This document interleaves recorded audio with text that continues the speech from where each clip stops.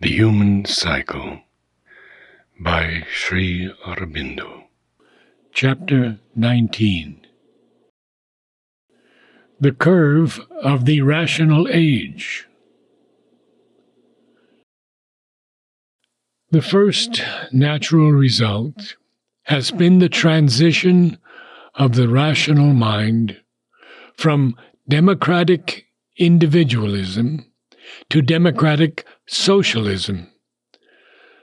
Socialism, laboring under the disadvantageous accident of its birth in a revolt against capitalism, an uprising against the rule of the successful bourgeois and the plutocrat, has been compelled to work itself out by a war of classes.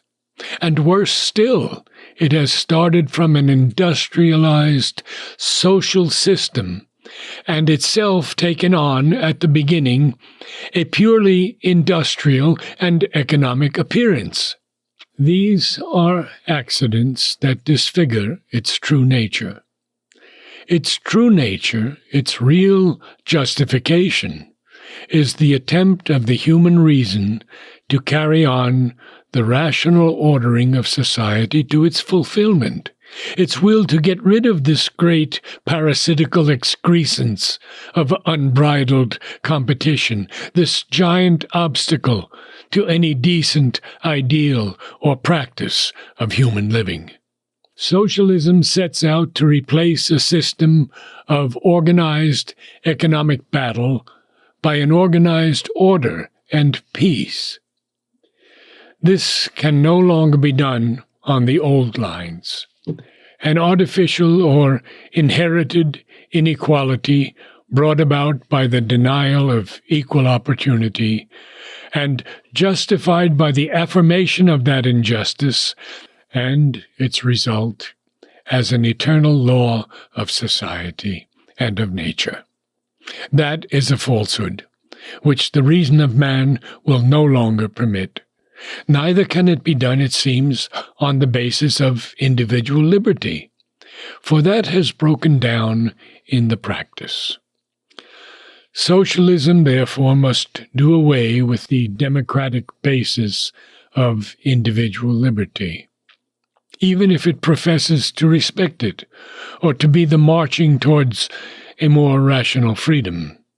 It shifts at first the fundamental emphasis to other ideas and fruits of the democratic ideal, and it leads by this transference of stress to a radical change in the basic principle of a rational society. Equality, not a political only, but a perfect social equality, is to be the basis. There is to be equality of opportunity for all, but also equality of status for all. For without the last, the first cannot be secured. Even if it were established, it could not endure. This equality again is impossible if personal or at least inherited right in property is to exist. And therefore socialism abolishes, except at best on a small scale, the right of personal property, as it is now understood, and makes war on the hereditary principle. Who, then, is to possess the property? It can only be the community as a whole. And who is to administer it? Again, the community as a whole. In order to justify this idea, the socialistic principle has practically to deny the existence of the individual, or his right to exist, except as a member of the society and for its sake. He belongs entirely to the society, not only his property, but himself, his labor, his capacities, the education it gives him and its results, his mind, his knowledge, his individual life, his family life, the life of his children. Moreover, Since his individual reason cannot be trusted to work out naturally a right and rational adjustment of his life with the life of others, it is for the reason of the whole community to arrange that too for him. Not the reasoning minds and wills of the individuals, but the collective reasoning mind and will of the community has to govern. It is this which will determine not only the principles and all the details of the economic and political order, but the whole life of the community, and of the individual as a working, thinking, feeling cell of this life, the development of his capacities, his actions, the use of the knowledge he has acquired, the whole ordering of his vital, his ethical, his intelligent being. For so only can the collective reason and intelligent will of the race overcome the egoism of individualistic life and bring about a perfect principle and rational order of society in a harmonious world. It is true that this inevitable character of socialism is denied or minimized by the more democratic socialists, for the socialistic mind still bears the impress of the old democratic ideas, and cherishes hopes that betray it often into strange illogicalities. It assures us that it will combine some kind of individual freedom, a limited but all the more true and rational freedom, with the rigors of the collectivist idea. But it is evidently these rigors to which things must tend if the collectivist idea is to prevail, and not to stop short and falter in the middle of its course. If it proves itself thus wanting in logic and courage, it may well be that it will speedily, or in the end, be destroyed by the foreign element it tolerates, and perish without having sounded its own possibilities. It will pass, perhaps, unless guided by a rational wisdom, which the human mind in government has not yet shown, after exceeding even the competitive individualistic society in its cumbrous incompetence. Footnote 1. These hesitations of social democracy, its uneasy mental poise between two opposing principles, socialistic regimentation and democratic liberty, may be the root cause of the failure of socialism to make good in so many countries, even when it had every chance on its side, and its replacement by the more vigorous and ruthlessly logical forces of communism and fascism. On the other hand, in the northernmost countries of Europe, a temporizing, reformist, practical socialism, compromising between the right regulation of the communal life and the freedom of the individual, has, to some extent, made good.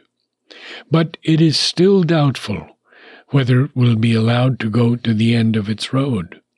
If it has that chance, it is still to be seen whether the drive of the idea and the force it carries in it for complete self-effectuation will not prevail in the end over the spirit of compromise.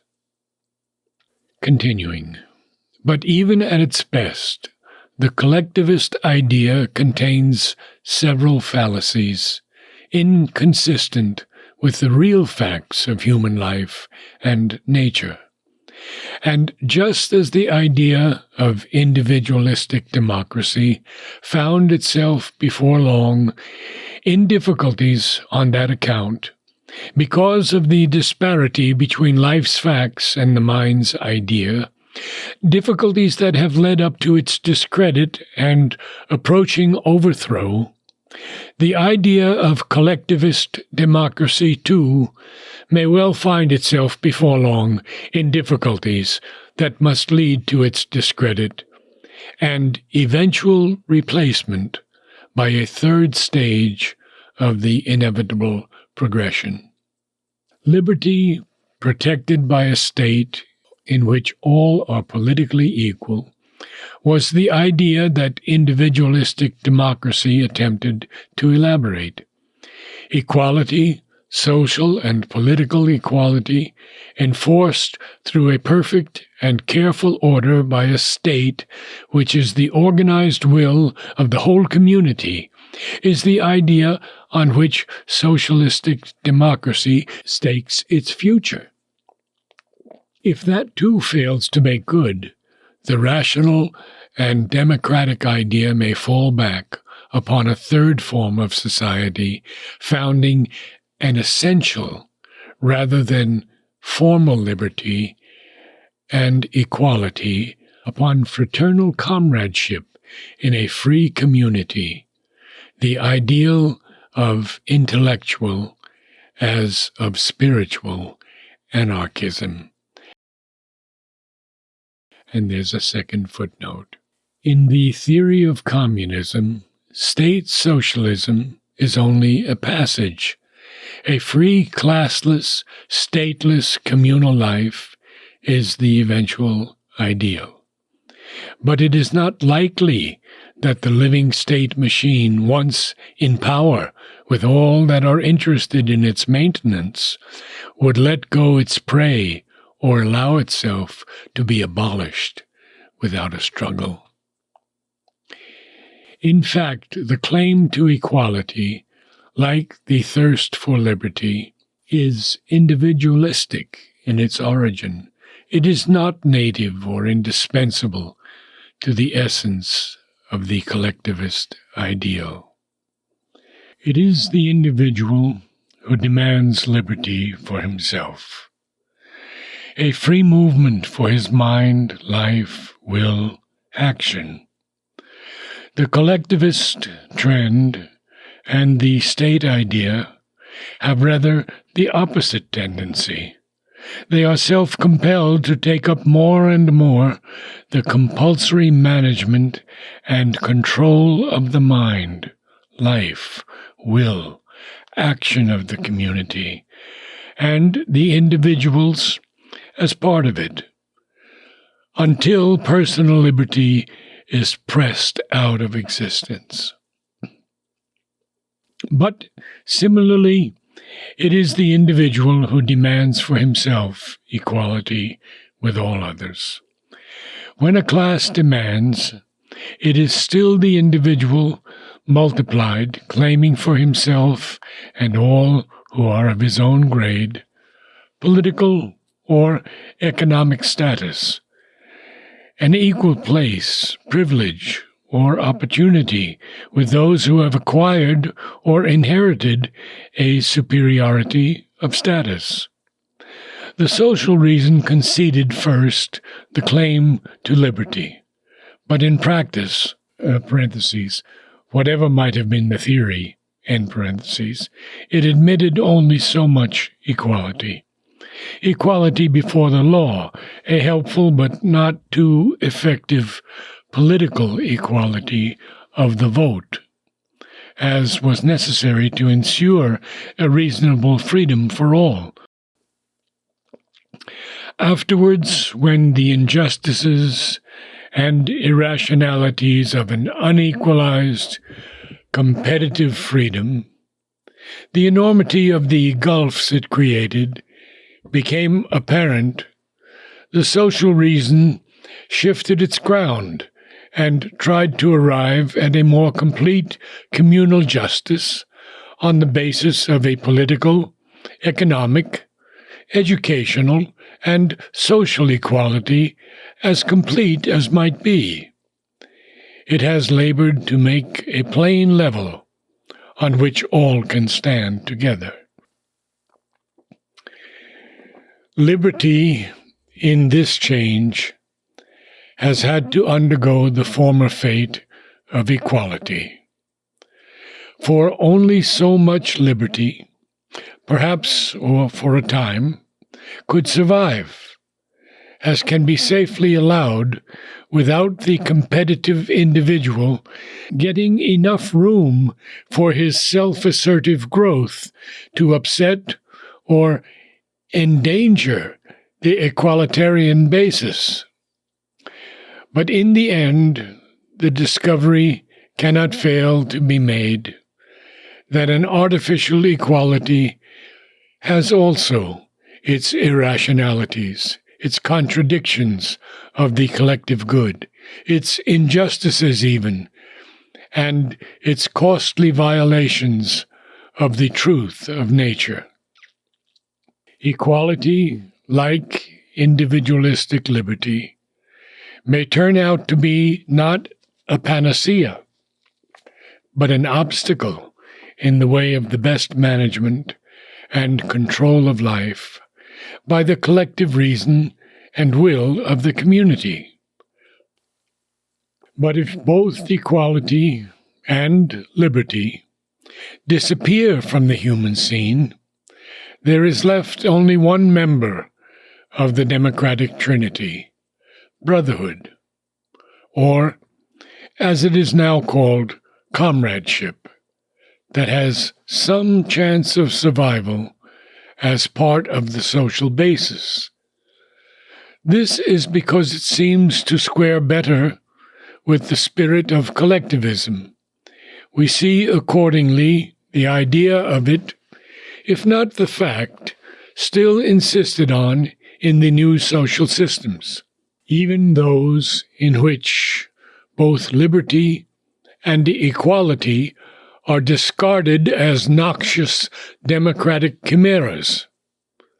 But comradeship without liberty and equality can be nothing more than the like association of all individuals, functional classes, guilds, syndicates, soviets, or any other units in common service to the life of the nation under the absolute control of the collectivist state.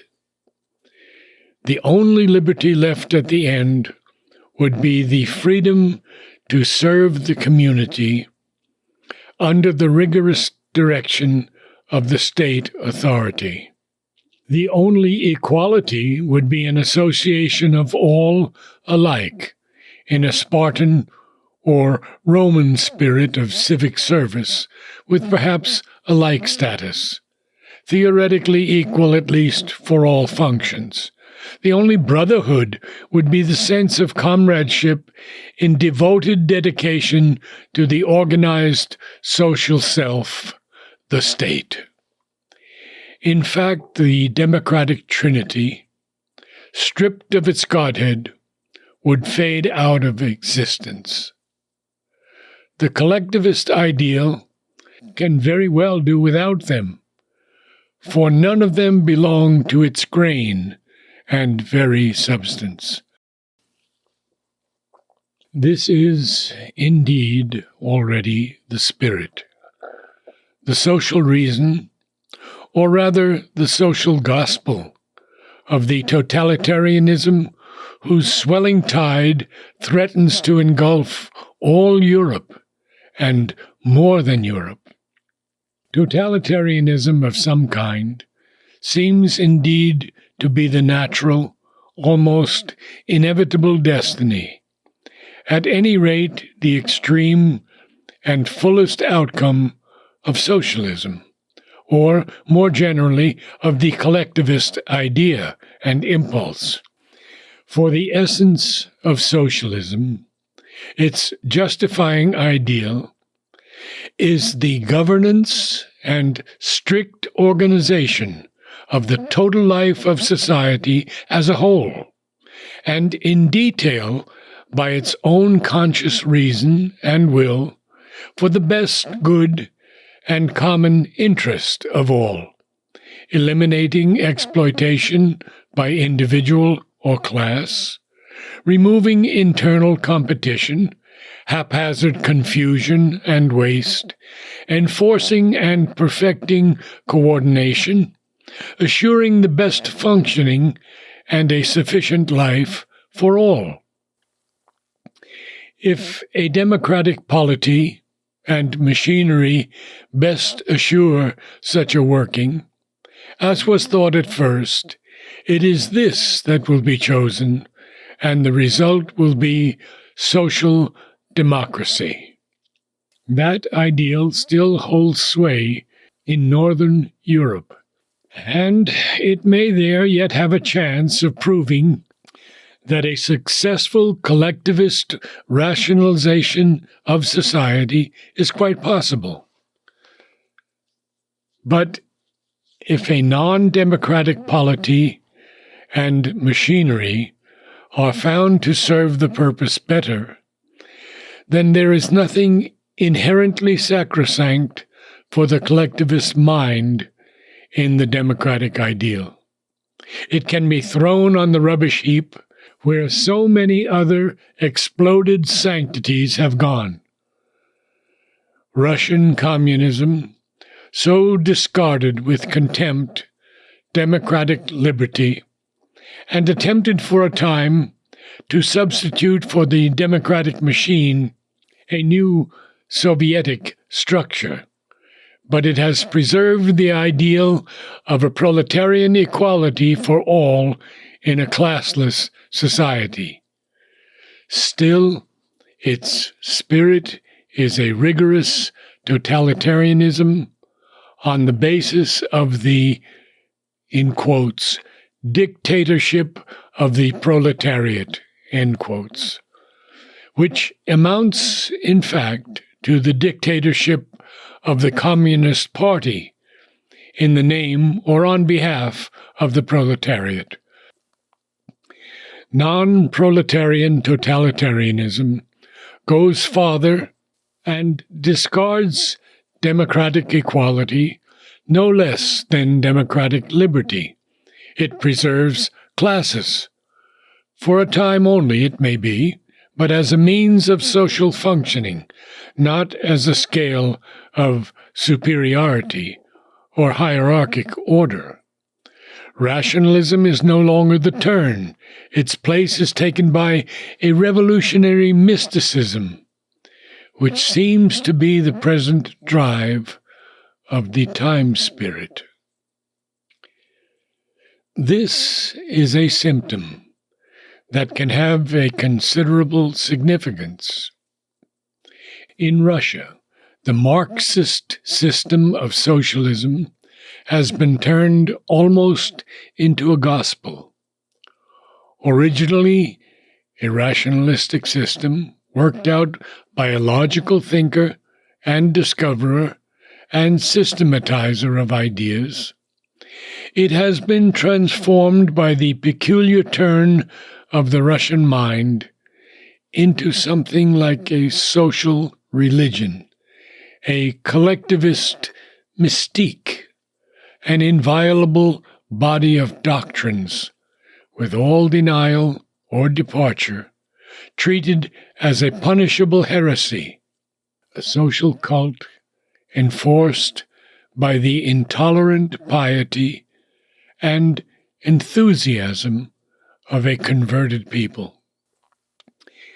In fascist countries, the swing away from rationalism is marked and open.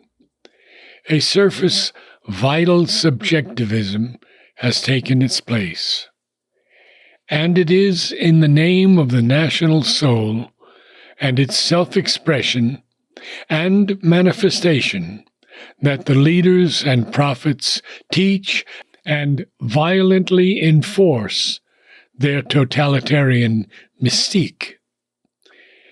The essential features are the same in Russia and in fascist countries, so that to the idea of the outsider, their deadly quarrel seems to be a blood feud of kinsmen fighting for the inheritance of their slaughtered parents, democracy, and the age of reason. There is the seizure of the life of the community by a dominant individual leader, Führer, Dux, dictator, head of a small active minority, the Nazi, fascist, or communist party, and supported by a militarized partisan force. There is a rapid crystallization of the social, economic, political life of the people into a new rigid organization, effectively controlled at every point. There is the compulsory casting of thought, education, expression, action into a set iron mold, a fixed system of ideas and life motives, with a fierce and ruthless, often a sanguinary repression of all that denies and differs. There is a total, unprecedented compression of the whole communal existence, so as to compel a maximum efficiency and a complete unanimity of mind, speech, feeling, life. If this trend becomes universal, it is the end of the age of reason. The suicide or the execution, by decapitation or lethal pressure, peine forte et dure, of the rational and intellectual expansion of the human mental being. Reason cannot do its work, act or rule, if the mind of man is denied freedom to think or freedom to realize its thought by action in life.